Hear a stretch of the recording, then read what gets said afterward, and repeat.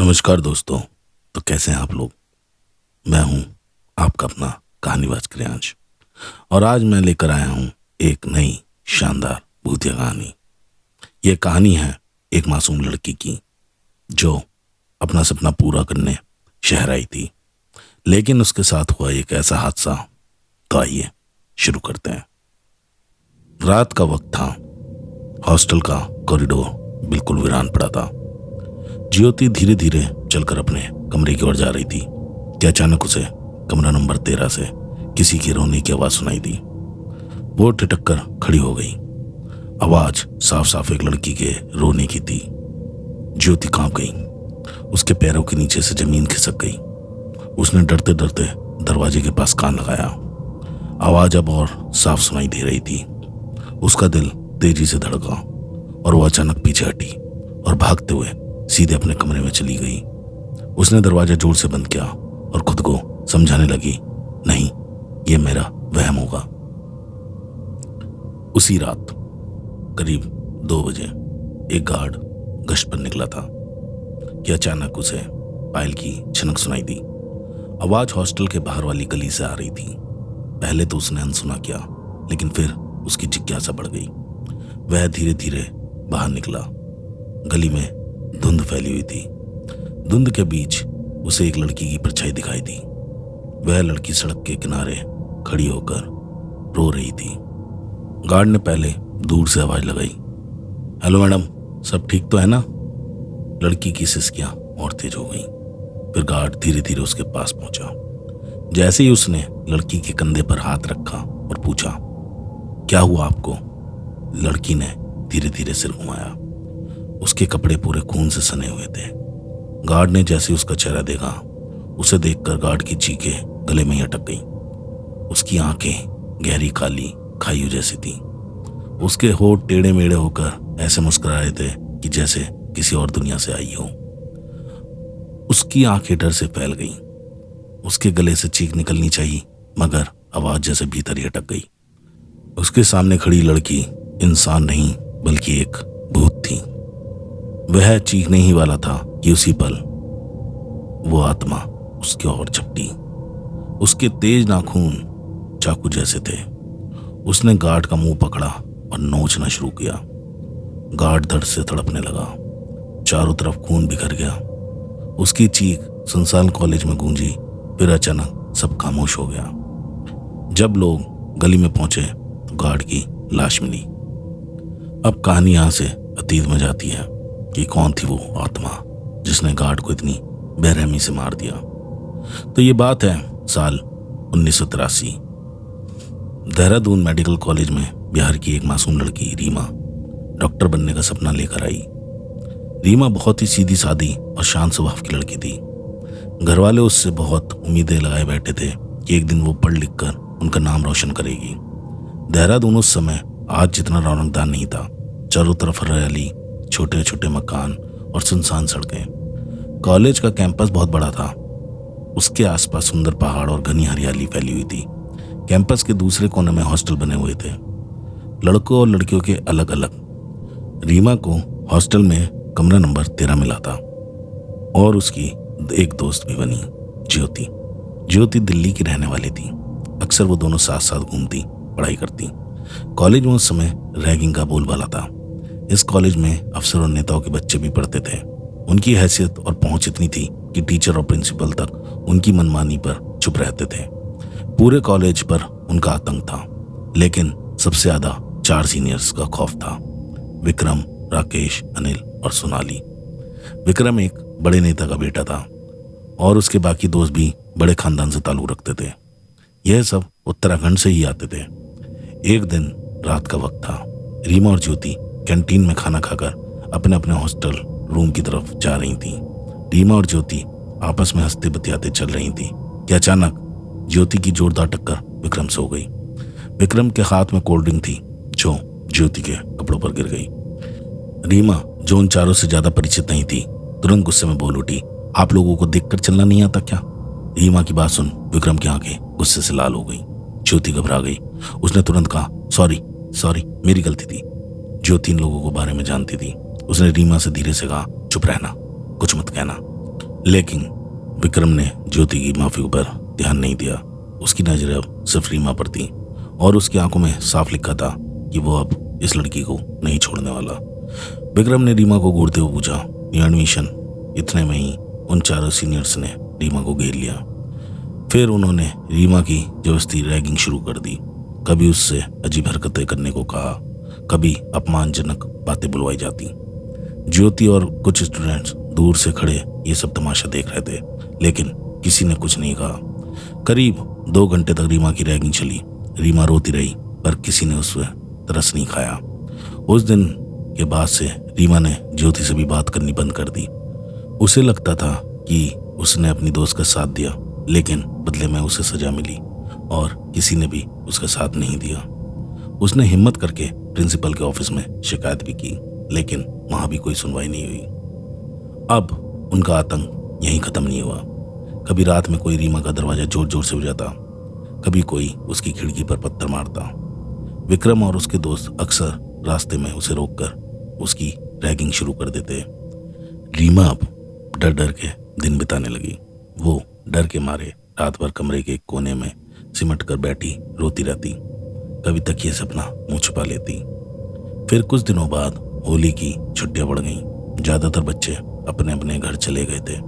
अब हॉस्टल में गिने चुने ही स्टूडेंट बचे थे। उनमें से एक रीमा भी थी।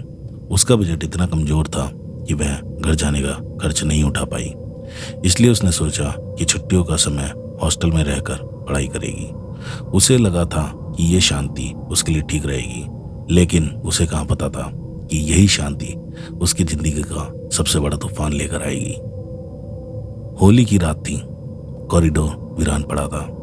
करीब रात के 10 बजे रीमा कैंटीन से खाना खाकर अपने हॉस्टल की तरफ लौट रही थी कि अचानक वही 4 साए विक्रम, राकेश, अनिल और सोनाली उसके सामने आकर खड़े हो गए।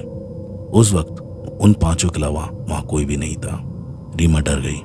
उसे लगा कि आज फिर उसकी रैगिंग करेंगे कि तभी अनिल ने डराने के लिए जेब से चाकू निकाल लिया। रीमा सहम गई। उसकी आंखों से तेज आंसू गिरने लगे। वो डर के मारे थर-थर कांप रही थी। उसने कहा, मुझे इतनी सी गलती के लिए इतनी बड़ी सजा क्यों दे रहे हो? कि तभी नशे में धुत विक्रम ने अनिल के हाथ से चाकू छीन लिया। अनिल घबरा कर बोला, विक्रम पागल हो गया है क्या? ये सिर्फ मैं इसे डराने के लिए लाया था। चाकू मुझे वापस दे। पर विक्रम ने मना करा। दोनों के बीच छीना झपटी होने लगी कि अचानक चाकू सीधा रीमा के चेहरे पर जा लगा। चीख मारकर रीमा जमीन पर गिर पड़ी। उसके चेहरे का आधा हिस्सा खून से लथपथ हो गया। वह दर्द से तड़प रही थी, जोर जोर से रो रही थी और उसकी चीखें सुनसान कैंपस में गूंज रही थीं। डर के मारे राकेश ने तुरंत एक कपड़े से उसका मुंह दबा दिया कि शोर न मचे। अब वे उसे चुप कराने की कोशिश कर रहे थे। रीमा हाथ पांव मारती रही, लेकिन उन चारों ने मिलकर उसे कसकर पकड़ के रखा। कुछ ही देर में रीमा का शरीर ढीला पड़ गया। जब उन्होंने गौर से देखा तो उनकी सांसें थम गई। चारों के हाथ पांव फूल गए। जिसका डर था वही हुआ। उन्होंने अनजाने में एक हत्या कर दी थी। कैंटीन और हॉस्टल के बीच बहुत दूरी थी। उन्होंने पहले चारों तरफ देखा कि कहीं किसी ने उन्हें देख तो नहीं लिया। फिर रात की खामोशी में चुपचाप गार्ड को पैसे दिए और उसकी मदद से रीमा की लाश को हॉस्टल के बाहर ले गए। आखिर में उन्होंने उस लाश को ऊंची पहाड़ी से खाई में फेंक दिया। रीमा, जो अपने माँ बाप का सपना थी, अब उस पहाड़ी के नीचे पड़ी थी लाश बनकर। उसकी लाश की आंखें खुली थी, जैसे पूछ रही हो कि आखिर मेरी गलती क्या थी। जब कॉलेज में रीमा के लापता होने की खबर फैली तो पूरे हॉस्टल में सनसनी मच गई। अब उस घटना के बाद वो चारों अपने अपने घर चले गए। उसके बाबा बिहार से दौड़े दौड़े देहरादून आए। आंखों में आंसू और दिल में बस यही उम्मीद कि उनकी बेटी कहीं मिल जाए। उन्होंने पुलिस में शिकायत दर्ज कराई। पुलिस ने शुरुआती पूछताछ की, लेकिन किसी ने भी उन चारों का नाम लेने की हिम्मत नहीं की। कुछ दिन तक पुलिस ने जांच पड़ताल की, पर कोई ठोस सुराग नहीं मिला। आखिरकार उसे एक गुमशुदगी का केस बनाकर फाइल को बंद कर दिया गया। रीमा के बाबा आंसू में डूबे घर लौट गए। धीरे धीरे कॉलेज में डर की शुरुआत होने लगी। अब कहानी वर्तमान में। वॉचमैन की मौत के बाद पूरे कॉलेज में डर का माहौल था। फिर अगली रात ज्योति कैंटीन से लौटते हुए जैसे ही हॉस्टल की सीढ़ियां चढ़ रही थी कि अचानक उसे फिर से कमरा नंबर 13 में वही धीमी धीमी सिसकियों की आवाज सुनाई दी। उसने हिम्मत जुटाई और धीरे से खिड़की के पास अंदर झांका। अंदर एक लड़की जमीन पर बैठी थी और वो रो रही थी। ज्योति कांपते हुए बोली, रीमा। वो रोने की आवाज अचानक थम गई। कमरे में खामोशी छा गई। वो लड़की अब धीरे धीरे हवा में उठने लगी। उसी पल कमरे का दरवाजा अपने आप खुल गया। अब रीमा ज्योति के सामने खड़ी थी। उसकी आंखें खून की तरह लाल थी और वो अब बिल्कुल भी पहले जैसी नहीं लग रही थी। ज्योति डर के मारे पीछे हटने लगी कि तभी अचानक रीमा की आत्मा सीधे उसके अंदर समा गई और उसकी आंखें पलटने लगी। उस पल में ज्योति ने रीमा की पूरी मौत अपने आंखों से देख ली। कैसे उन चारों ने उसे घेरा, कैसे चाकू से उसका चेहरा चीर डाला और कैसे उसकी लाश पहाड़ी से नीचे फेंक दी। जब रीमा की आत्मा उसके शरीर से बाहर निकली तो ज्योति की आंखों में आंसू बह रहे थे। उसने कांपते हुए कहा, रीमा, मैं तेरी मदद करना चाहती थी लेकिन मुझ में हिम्मत नहीं थी। रीमा की आत्मा उसके पास आई। उसकी आवाज अब भारी और डरावनी थी। अब वक्त आ गया है, किसी तरह उन चारों को यहां बुला। उसने आंसू पोंछे और सिर हिलाकर कहा, हाँ रीमा, मैं तेरे साथ हूं। रीमा की आत्मा फिर वहां से गायब हो गई। खिड़की और दरवाजे जोर की आवाज के साथ बंद हो गए, लेकिन अब ज्योति के चेहरे पर भी बदले की आंख चल रही थी। अगले दिन ज्योति ने सोनाली को फोन मिलाया। फोन उठाते ही ज्योति ने धीमी सी आवाज में कहा, हेलो सोनाली, मैं ज्योति बोल रही हूँ। सोनाली ने चिढ़कर जवाब दिया, क्यों, क्या हुआ, क्यों फोन किया मुझे? ज्योति ने गहरी सांस लेकर धीरे से कहा, नहीं, बात बहुत जरूरी है। अगर तुम लोग नहीं आए तो बड़ी मुसीबत हो जाएगी। सोनाली सतर्क हो गई। क्या हुआ? ज्योति ने अपनी आवाज और भी धीमी कर ली, जैसे कोई राज की बात बता रही हो। कल रात मैंने हॉस्टल के कमरे नंबर 13 में रीमा को देखा। सोनाली का चेहरा यह सुनते ही पीले पड़ गया। उसने गुस्से में कहा, पागल हो गई है क्या? वो तो कहते कहते सोनाली चुप हो गई। अगर तुम्हें यकीन नहीं है तो खुद आकर देख लो। वो कुछ अजीब अजीब सी हरकतें कर रही है, जैसे वो पागल हो गई है। मैं तो अकेली हूं और मुझे उससे बहुत डर लग रहा है। सोनाली चुप हो गई। कुछ पल बाद कहा, ठीक है, मैं विक्रम और अनिल और राकेश को बताती हूँ, और अगर तू झूठ बोल रही है तो तेरे लिए बिल्कुल भी अच्छा नहीं होगा। ज्योति ने फोन रखते हुए हल्की सी मुस्कान दी। रात के करीब 11 बजे कॉलेज कैंपस के बाहर एक काली कार आकर रुकी। सोनाली, विक्रम, अनिल और राकेश गाड़ी से उतरे। उनके चेहरों पर डर साफ झलक रहा था। विक्रम ने गुस्से से बोला, ज्योति ने हमें यहाँ बुलाने की हिम्मत कैसे की? अगर ये सब नाटक निकला तो? सोनाली ने बीच में टोका, चुप रहो, पहले देखते हैं। अगर ये सच हुआ तो, कहीं रीमा सच में बच गई तो हम सबके लिए बड़ी मुसीबत हो जाएगी। चारों धीरे धीरे हॉस्टल की ओर बढ़े। कैंपस सुनसान था। हवा में भी अजीब सी ठंडक थी। जैसे उन्होंने हॉस्टल का दरवाजा खोला, अंदर बिल्कुल सन्नाटा था। कॉरिडोर में ज्योति खड़ी थी। आगे तुम लोग? ज्योति की आवाज धीमी और रहस्यमय थी। विक्रम ने आगे बढ़कर गुस्से में कहा, यह सब क्या है? हमें क्यों बुलाया है? ज्योति ने उनकी आंखों में देखते हुए कहा, क्योंकि रीमा तुम्हारा इंतजार कर रही है। विक्रम चिल्लाते हुए बोला, कहाँ है रीमा? तो ज्योति ने कहा, वहीं अपने रूम नंबर 13 में। तो वो पांचों गर्ल्स हॉस्टल की तरफ बढ़े। जैसे ही वो रूम के पास पहुंचे, रूम का दरवाजा अपने आप खुल गया। भीतर से ठंडी हवा आ रही थी और रीमा की सिसकियों की आवाज। राकेश ने कहा, अरे ये आवाज तो रीमा की लग रही है। अनिल के माथे पर पसीना चला गया। नहीं, ये सच नहीं हो सकता। जैसे ही वो चारों कमरे में भीतर दाखिल हुए, अचानक दरवाजा और खिड़कियां सब अपने आप बंद हो गया। चारों घबरा गए। रीमा अब भी कमरे के एक कोने में दीवार की तरफ मुंह किए रो रही थी। सोनाली ने डरते डरते उसकी तरफ हाथ बढ़ाया, लेकिन जैसे ही वह रीमा को छूने वाली थी कि रीमा अचानक पलटकर खड़ी हो गई। उसका चेहरा पूरा खून से लथपथ था, आधा चेहरा फटा हुआ, मांस लटक रहा था और उसके दांत साफ दिख रहे थे। रीमा ने जोरदार चीख मारी। कमरे की दीवारें उसकी चीख से हिलने लगी। सोनाली भी उसको देखकर जोर से चिल्लाई और पीछे गिर पड़ी। अनिल ने कांपते हुए दरवाजा खोलने की कोशिश की, लेकिन दरवाजा हिला तक नहीं। रीमा हवा में उड़ गई। उसके बाल बिखरकर चारों तरफ फैल गए। उसकी उंगलियां नुकीले पंजे जैसी लंबी हो गई। राकेश जोर से चीखा, बस हमें हमें माफ कर दो रीमा, हमने जानबूझकर नहीं किया था। रीमा की आवाज गूंज उठी, जानबूझकर नहीं किया था? तो फिर अब मैं जानबूझकर करूंगी।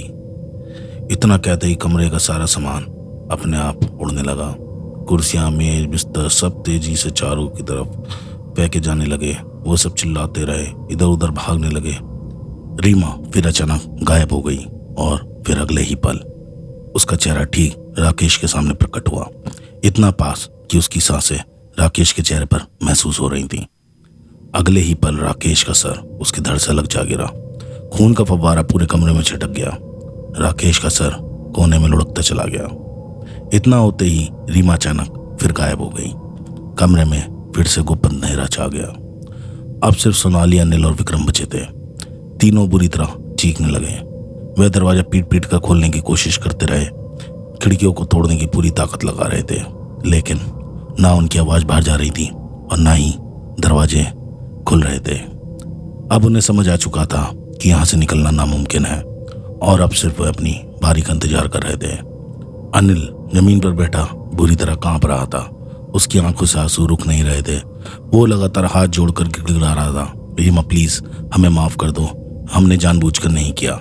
इतना कहते ही अचानक ठंडी हवा का तेज झोंका आया और अगले ही पल रीमा ठीक अनिल के सामने जमीन पर बैठी हुई थी। उसका डरावना चेहरा इतने नजदीक था कि अनिल की सांसें थम गईं। उसने धीरी आवाज में कहा, याद है कैसे मुझे रुलाया था? अनिल जोर जोर से सिर हिलाने लगा, प्लीज छोड़ दो मुझे। रीमा की हंसी गूंज उठी, लेकिन वह हंसी वैसी नहीं थी जैसे उन सब की होती थी जब वह रीमा की रैगिंग करते थे। कि अचानक अनिल को महसूस हुआ कि उसके हाथ पांव खुद ब खुद हिलने लगे। उसके हाथ और पैर इतनी जोर से मुड़ने लगे, उसकी हड्डियां चटकने की भयानक आवाज पूरे कमरे में गूंज उठी। हर जोड़ अपनी जगह से उखड़ रहा था।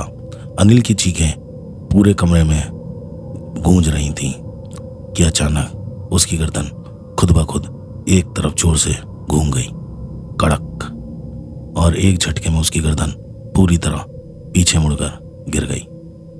उसका शरीर एकदम ढीला पड़कर जमीन पर जा गिरा।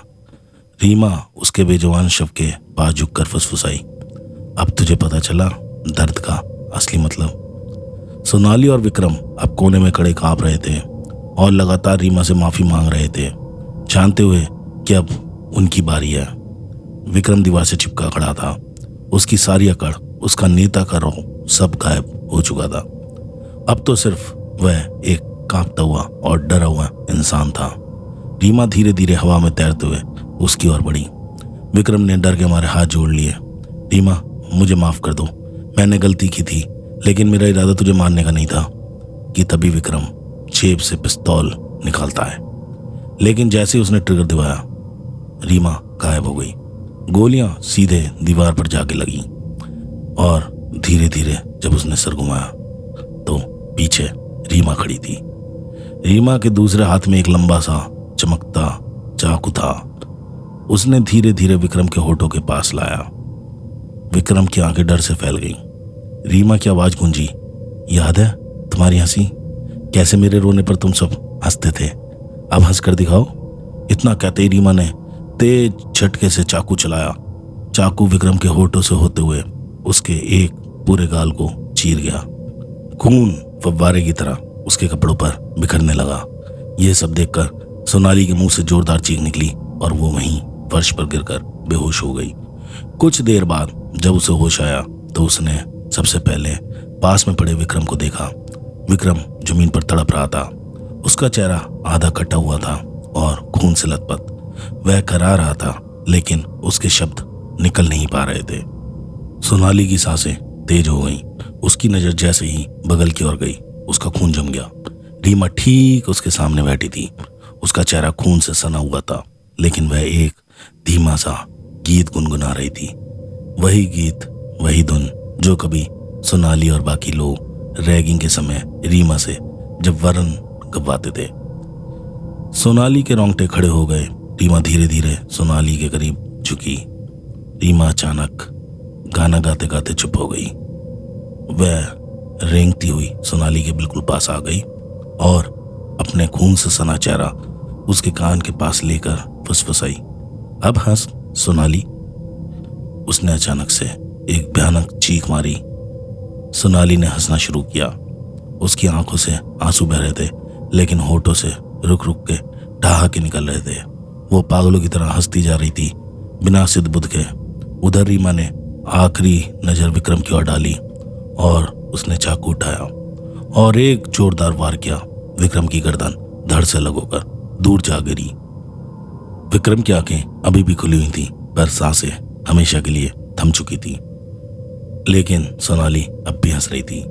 रीमा पूरी रात उसके आसपास रही, कभी गाना गाती, कभी नाचती, और सोनाली अपनी हंसी को रोक नहीं पा रही थी।